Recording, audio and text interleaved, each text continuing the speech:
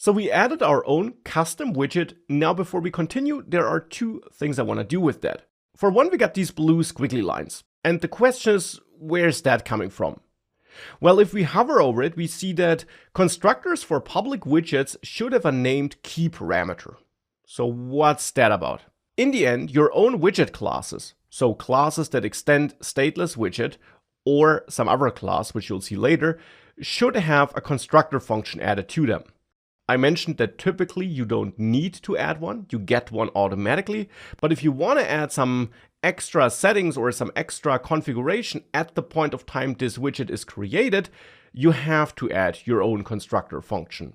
And adding a constructor function is quite straightforward. You simply repeat the name of your class, so in my case gradient container, and add opening and closing parentheses thereafter. Now you could add opening and closing curly braces, so you add this like a method, just without a return value, but other than that you add it like a method. And then here you could do some initialization work. This, by the way, is a comment which can be added with 2 forward slashes and which allows you to add some comment text which will not be interpreted as code, but which will be ignored, but which can help other developers understand your code. So this is how you could add a constructor and do some initialization work, though often you won't even need to add these curly braces. Instead here, to get rid of these blue squiggly lines, you just have to accept a special named parameter as part of your gradient container. And you do that by adding opening and closing curly braces. This is how in any function you can accept named arguments. Positional arguments are accepted by simply adding a comma-separated list of parameters. Named arguments or parameters are accepted by using curly braces around that list. And then here, for example, A and B would be the names of the arguments you want to accept. But here it's a special argument named key which you should accept.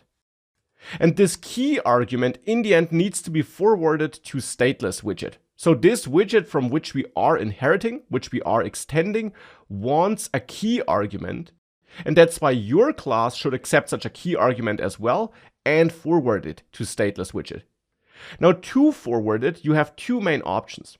You can add a colon after your constructor function name and the parentheses.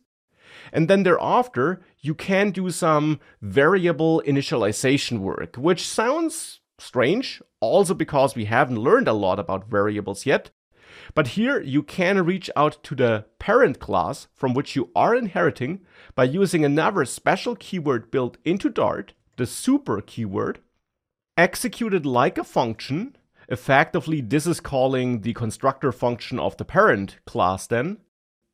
And here you must set the named key argument to your key here, which is why I'm repeating key. This key here is referring to my named argument called key.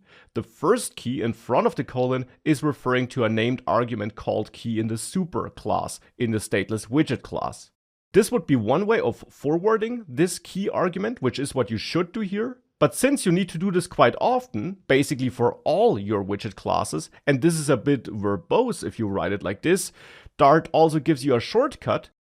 You can simply write super.key here, and this will accept a named argument called key and automatically forward it to the super class, so to stateless widget, under that same name, so also under the name key.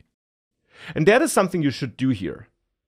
Now I also got some more blue squiggly lines here, where in the end I learned that I should turn this into a const constructor by adding const in front of it. And this is a place where we haven't used const before. We only used it in front of values. But in the end, when we used it in front of values, we took advantage of constructor functions that had this const annotation internally. When defining your own classes with your own constructor functions, you often can add const in front of them to tell Dart that this in the end is a class that can be optimized, that can be stored in memory such that it is reused, as I explained a couple of lectures ago in this section already. So with const in front of your constructor function, you basically unlock that const is then used in front of your class when it's used as a value. So because of const added here, we can also add const here, or since scaffold and material app actually also are defined to be optimizable with const, you can even add const here in front of material app. Using that optimization technique I mentioned before in the course, now here just also with your class unlocked to be optimizable. And as always, the code editor will simply tell you when you have an opportunity to unlock such optimizations. In this case, by telling us that we should add const here, which is why I'm doing that. So that was one thing I wanted to take a look at, constructor functions, which is a feature we'll later also use for other purposes, but which we here needed to add to make sure that this value, which is wanted by the parent class, is forwarded correctly and to unlock this potential optimization.